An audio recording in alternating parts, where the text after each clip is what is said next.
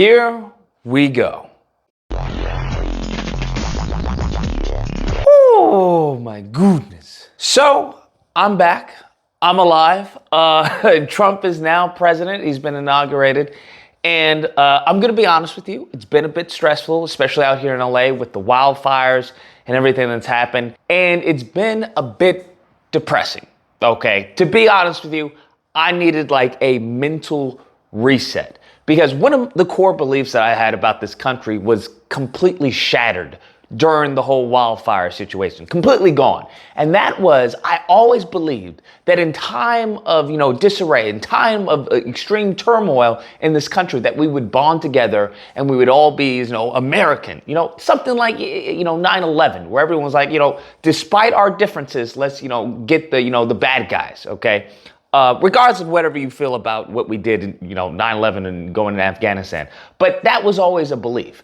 And during these wildfires, it came to show me that the concept of unity it's gone. Trump has completely and utterly destroyed that concept. That whole, come together, we're all American is gone. It's gone now because you had people that were celebrating the burning and the death and destruction that was happening here in LA. Now, I got, evac notices.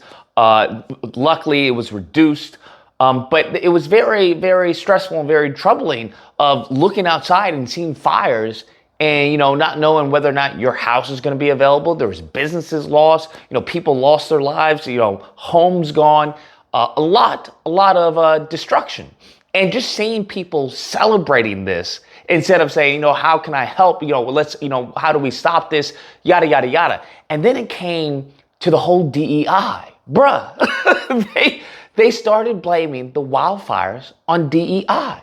Now, this is something I'm unfamiliar with, right? This level of stupid and depravity, I'm unfamiliar with. But Trump has brought in these people that were usually silent. Okay, they knew that they weren't the sharpest tool in the shed, but now you have Trump who is gaslighting them to believe, hey. Forget the shed. There is no shed. You're the shed and you're the only tool. So now you have a Dunning-Kruger effect where a lot of these stupids are coming out and they're just speaking boldly and ignorantly and they're just full of hate. Okay. And that's what I don't know. It was just depressing to see that the bad guys won. That's what it feels like. You have these stupids who are like, yeah, we won the election because it was too big to rig. And all the idiocy that comes with them is now been emboldened by Trump, okay? Is now going to be promoted by this person. And I don't know, it's a bit much. It's a bit much to see that the country is divided. And these next 4 years it's going to be permanent harm. It's going to be permanent damage to the country. Unless Trump has a Paul to Saul type of conversion or something, I don't see anything good coming from this whatsoever. I think it's going to get really, really bad. Now, I've always tried to see the funny in things, and I'll try and do that, these next 4 years. But seeing the reaction from the fires, seeing people blaming, DEI, that's why if we had more white firefighters, this wouldn't have happened. It's not looking good, but I guess we can laugh at the stupids and the nonsense and the fact that, we're all going to suffer.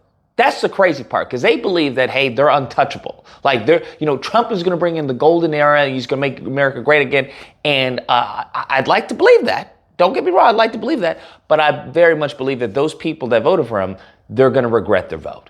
That's what's going to happen. They're going to regret their vote, and he's going to be talking about, let's, buy Greenland. It's going to be all sizzle and no steak. So when it comes to his core promises, people are going to forget that. And the problem is there's no holding him accountable. One thing I've realized is that there is no hypocrisy. Because in order to be a hypocrite, you have to understand that there is a contradiction in your actions and in what you're saying. There's a contradiction there, that your words, your actions, behavior don't align.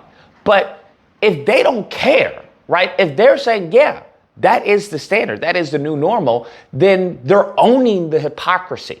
So it's no longer the blame game because you can't blame them because they have no blame. And that That is truly, truly frightening. Like, what do you tell someone who's like, hey, you're lying? Yeah, I know. What do you do then? What do you, like, that's psychotic. That's psychotic. So if Democrats don't get their stuff together, then I don't know what to tell you. I really don't know what to tell you. If we see, as far as the same campaigning that was happening, with especially within the black community, and people talking about, oh, that's a trick bag family, and you a Democrat shield and all this, and not vote and sit on the couch 2024. I mean, that's not going to cut it, bro. That's really not going to cut it. There has to be people who speak up, who speak truth to power. And just seeing CNN, seeing, the Young Turks, seeing all these people bend the knee, whether it's Zuckerberg, Bezos, Elon, seeing all these billionaires, seeing everyone just bend the knee and kissing the ring, it's a bit frightening. I'm not going to lie, especially if you don't kiss the ring, because then it's like, okay, well, now you the black sheep. And we all know what happens to the black sheep, especially anything black during this administration. According to his base.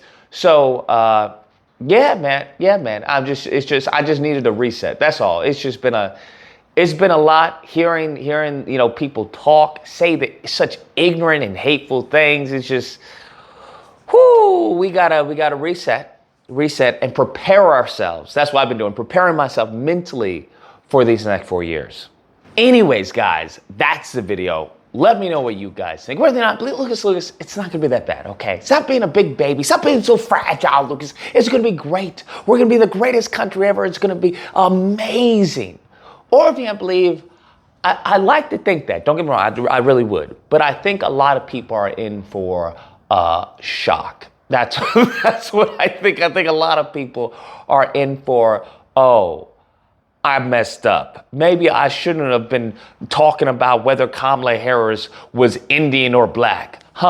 Maybe I shouldn't have been such, discussing whether or not she was FBA or, whether she comes from this country or whether she washed her collard greens in the bathtub.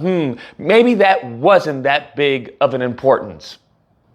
But we'll see. Nevertheless, if you happen to disagree, you know where to find me. Friday through Sunday, disagreement day, you call in, we duke it out. Otherwise, hope you guys enjoyed the video. If you did, please feel free to like, share, comment. Let me know what you guys think, and subscribe, and all that fun stuff. And I hope it still remains fun stuff. Till next time, guys, stay amazing. It's going to be all sizzle and no steak.